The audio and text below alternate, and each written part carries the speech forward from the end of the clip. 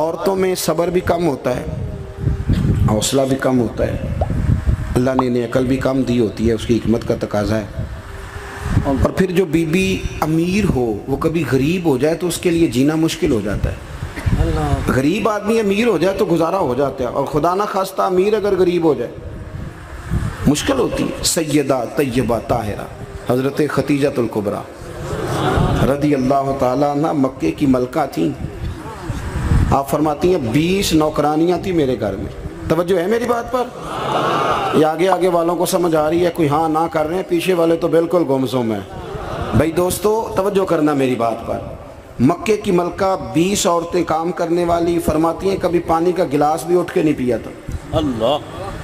پھر اسی be be نے حضور کی غلامی اختیار کی، پھر کلمہ پڑھا۔ ظہر کے وقت ابن اسحاق کہتے ہیں ظہر کے وقت انہوں نے اپنا مال حضور کے قدموں میں سارا پیش کر دیا۔ عصر سے پہلے میرے نبی نے ہر چیز اللہ کے رستے میں تقسیم کر دی۔ جس کی 20 کنیزائیں تھیں، پڑھو کنز الاموال، یہ حدیث اختلاف روایات کے ساتھ بخاری میں بھی موجود ہے۔ حضرت ابو ہریرہ رضی اللہ تعالیٰ عنہ فرماتے ہیں کہ سیدہ طیبہ طاہرہ حضرت خدیجہ الکبریٰ کے بارے میں محبوب نے فرمایا کہ خدیجہ میرے لیے کھانا پکا کے باورچی خانے سے نکلی، خود حضرت خدیجہ کپڑوں پہ پیوند لگے، خود چولہا جلایا، اور وہ بی بی جس کے پاس ہر گھنٹے کے بعد نیا سوٹ تیار پڑا ہوتا تھا، اس کے کپڑوں کو پیوند لگے۔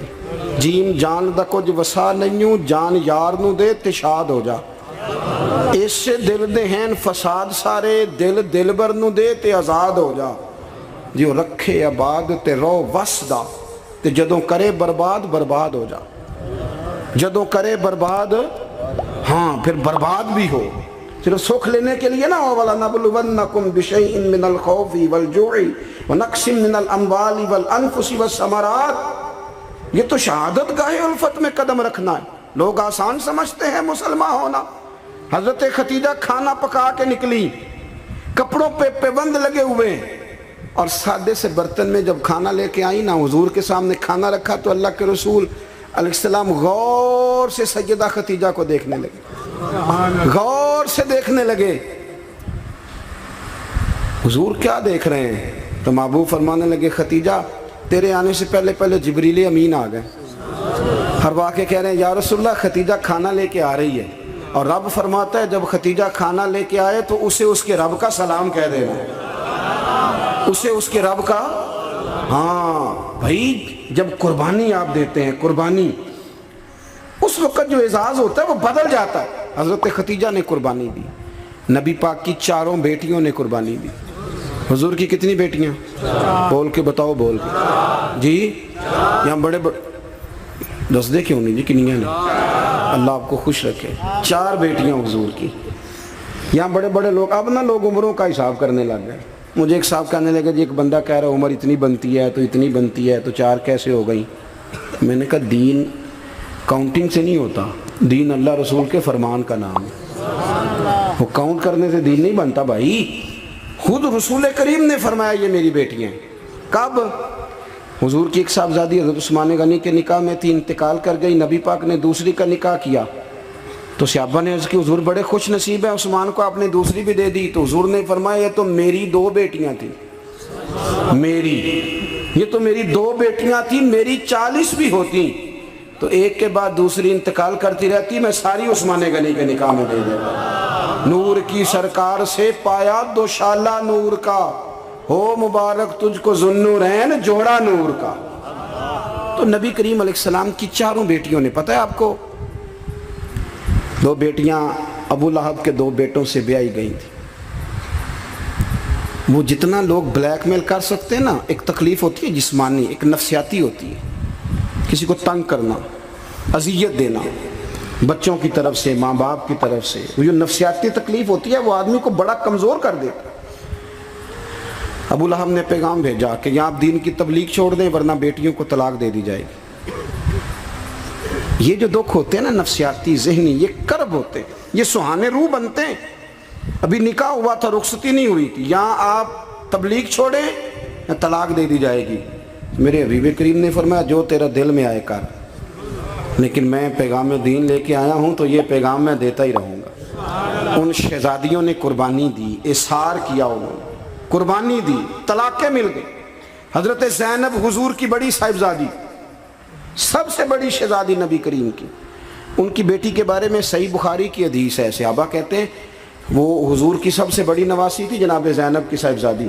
جب حضور نماز پڑھنے آیا کرتے تھے تو انہیں ساتھ لایا کرتے، اور حضرت ابو دردہ کہتے ہیں میں نے اپنی آنکھوں سے دیکھا کہ جب حضور قیام میں کھڑے ہوتے تو بیٹی کو دونوں ہاتھوں میں رکھ، میری طرف دیکھیے جی، بیٹی کو دونوں ہاتھوں میں رکھ لیتے، اور جب حضور رکوع اور سجدے میں جاتے تو بیٹی کو نیچے کھڑا کر لیتے۔ حضرت زینب، ان کے بچے بھی تھے پہلے، جناب عمر بن عاص کے ساتھ ان کا نکاح بھی ہوا تھا۔ میری باتوں کی سمجھ آ رہی ہے آپ حضرات کو؟ مجھے دوست کہہ رہے تھے ذرا تقریر لمبی کرنا، میں نے کہا لمبی تو میں کرتا ہی نہیں، خیر الکلام ما قل ودل۔ لمبی تقریر، اعلیٰ حضرت رحمۃ اللہ علیہ نے لکھا ہے کہ کسی بندے نے کسی کا وقت ضائع کیا تو اس نے بھی قیامت میں حساب دینا ہے۔ کوئی بات کھینچ کے کر لی جائے، کسی کو ذرا آگے لے جایا جائے، کسی کو پتہ ہے نا ہمارا نعت کا کہتا ہے میں آخری شعر پڑھن لگا تو میں کہنا ایکو واری پڑھی جی، ایک شعر 17 واری پڑھیے تو آخری نہیں ہوندا۔ میں 2 شعر پڑھنے میں کہ 2 واری پڑھی، اب ایک اور بیماری بھی لگی ہے۔ ایک جگہ میں حاضر تھا تو کہنے لگے حضرت صاحب میں تو انواج ایک نواں کلام سنانا ہے۔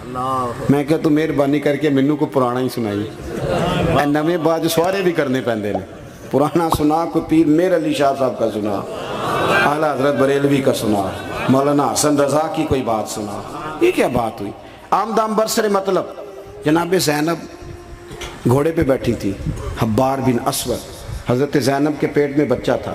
ہمارے ہاں نا مکھی ماری جاتی ہے، حضور کے سارے خاندان نے قربانی دی ہے، سارے خاندان۔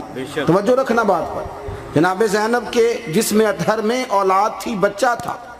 حبار بن اسود نے نا وہ بیٹھی تھی گھوڑے پہ تو نیزہ مارا گھوڑے پر یا اونٹ پر، گھوڑے کو نیزہ مارا، گھوڑا تیز دوڑا، جناب زینب گھوڑے سے گر گئی، ان کے پیٹ میں بچہ تھا، ضائع ہو گیا۔ پھر وہ کافی دیر علیل رہیں، اسی بیماری سے ان کا وصال ہوا، وہ شہید ہوئی۔ بڑی تکلیف ہوئی نبی کریم کو، بڑی تکلیف۔ فتح مکہ کے موقع پر نا حبار بن اسود کلمہ پڑھنے آیا، سیرت ابن حشام والے کہتے ہیں جب وہ آیا تو اس نے چہرے پہ کپڑا رکھا ہوا ہے، نبی کریم علیہ السلام کی بارگاہ میں حاضر ہوا تو حاضر ہو کے نا عرض کرنے لگا یا رسول اللہ صلی اللہ علیہ وسلم کو بہت بڑا دشمن بھی آئے تو معاف کر دیتے ہو؟ حضور خاموش ہیں، گردن جھکی۔ پھر کہنے لگا بہت بڑا دشمن بھی آئے تو معاف کر دیتے ہو؟ حضور خاموش ہیں۔ تیسری دفعہ اس نے چہرے پہ نقاب ڈالا تھا نا، حضور بڑا دشمن بھی آئے کلمہ پڑھے تو معافی ہے؟ حضور نے چہرہ اٹھایا تو آنکھوں میں آنسو تھے۔ حضور فرمانے لگے حبار یہ چہرے سے کپڑا ہٹا، بیٹیاں بھولا نہیں کرتی، تو کلمہ پڑھ میں تجھے بھی معاف کرنے کو تیار۔ بیٹیاں بھولا نہیں کرتی، تو پڑھ کلمہ۔ پورے خاندان نے قربانی، پورے۔ حضرت سیدہ فاطمہ الزہرا سے کسی نے پوچھا تھا بی بی صاحبہ دین کے لیے سب سے پہلے آپ کو کب تکلیف اٹھانی پڑی؟ تو حضرت فاطمہ فرماتی میں چھوٹی سی تھی جب میری اماں وصال کر گئی، اور جب جناب ابو طالب وصال کر گئے تو مجھے کسی نے پہلے دن جب میں نے یہ تکلیف دیکھی اور صحیح کسی نے مجھے آ کے بتایا کہ فاطمہ نبی پاک علیہ السلام نا حرم کعبہ میں سجدے میں تھے، اونٹ کی اجڑی بڑی وزنی ہوتی ہے، حضور سجدے میں تھے، ابو جہل نے 2 لوگوں سے کہا تو انہوں نے اونٹ کی اجڑی لا کے نا نبی پاک کے سر پہ رکھ دی۔ حضور علیہ السلام ساری قوتوں کے مالک ہیں، لیکن بظاہر حضور سر اٹھاتے ہیں تو تکلیف ہوتی ہے۔ فاطمہ نہ ابو بکر صدیق مکے میں ہیں نہ مولا علی موجود ہیں، تو آپ چلیں گی؟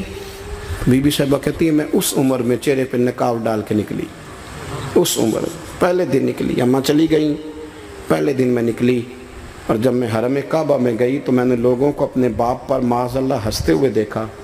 کہتی میں نے کھینچ کے اجڑی حضور کی اتاری، نبی کریم نے میرا چہرہ دیکھا تو حضور رو پڑے۔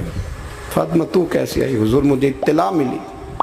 سیدہ پاک کہتی ہے میں نے حضور کو انگلی تھامی نبی پاک کی، اور میں حضور کو آب زمزم کے کنویں پہ لائی، نبی کریم بیٹھ گئے، میں نے پانی نکالا، حضور کی زلفوں کو دھویا، اور پھر میں نے کہا اللہ انہیں برباد کر دے جنہوں نے میرے بابا کو تکلیف دی ہے، انہیں برباد کر دے جنہوں تکلیف دی ہے میرے بابا۔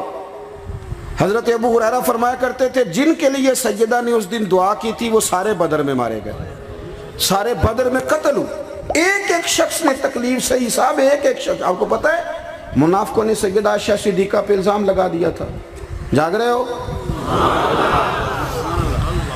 سیدہ طیبہ طاہرہ حضرت عائشہ صدیقہ رضی اللہ تعالی عنہا، حضور فرماتے ہیں عائشہ تیرے ساتھ نکاح سے پہلے جبریل تیری شکل مجھے دکھا کے گئے تھے کہ محبوب رب اس کے ساتھ آپ کا نکاح کرے گا. اتنی پاک باز عورت، دین کا چوتھا حصہ حضرت عائشہ صدیقہ سے مروی ہے. حضرت عائشہ صدیقہ کی احادیث ہم نکال دیں، عورتوں کے مخصوص مسائل پر ہم قوم کو جو ہے وہ کسی طریقے سے قائل نہیں کر سکتے، ہم وہ پورا باب کو کیسے قوم کو دیں گے جو عورتوں سے متعلقہ ہے. لیکن آپ کو پتہ ہے منافقوں نے سیدہ عائشہ پہ الزام لگا دیا تھا. الزام تو 1 منٹ لگتا ہے. کسی شاعر نے کہا تھا کہ مخلوق پتہ کیا کرتی ہے، کعبے کے اندر سے مٹی لے کے بت بنا کے اللہ کا شریک بنا دیتی ہے معاذ. اور وہ کہنے لگا تم اپنے الزام کو کیا الزام سمجھتے ہو، لوگ تو جناب مریم پہ بھی الزام لگا دیتے تھے کہ تو یہ بچہ کہاں سے لے آئی ہے. کہنے لگا مخلوق تو فنکار ہے اس درجہ کے پل بھر میں، سنگے در کعبہ سے بھی اصنام تراشے، تم کون ہو کیا چیز ہے داغ کبابی، لوگوں نے تو مریم پہ بھی الزام تراشے. حضرت عائشہ پر الزام لگا، اور آپ کو پتہ ہے کہ مہینہ بیمار نہیں حضرت عائشہ. نبی کریم کی آنکھوں میں اتنے آنسو آئے کہ مولا علی کہتے ہیں داڑھی بھر گئی نبی پاک کی، پر رب بڑا ہی مہربان ہے.